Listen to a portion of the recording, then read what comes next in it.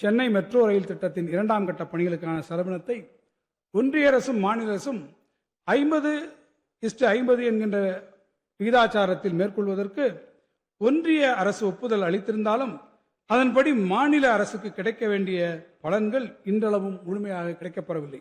இதன் காரணமாக மாநில அரசின் சொந்த நிதியிலிருந்து விடுவிக்கப்பட வேண்டிய ஒன்றிய அரசின் பங்கான சுமார் 9,500 கோடி ரூபாய் மாநில அரசின் மொத்த நிலுவை கடன்களின் ஒரு பகுதியாகவே தொடர்ந்து வருகிறது.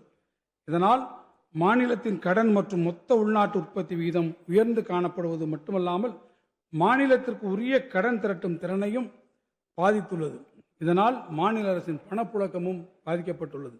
பலமுறை நினைவூட்டப்பட்ட போதிலும் தமிழ்நாடு அரசின் கோரிக்கையை செவிமடுத்து இதற்கான நடவடிக்கைகளை ஒன்றிய அரசு மேற்கொள்ள தவறியுள்ளது.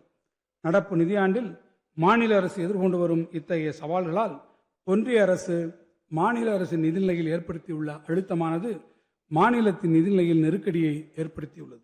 இவ்வாறான சவால்களுக்கு இடையிலும் மாண்புமிகு முதலமைச்சர் அவர்கள் தனது அயராத முயற்சிகள் மற்றும் அயராத அர்ப்பணிப்பு ஆகியவற்றின் மூலம்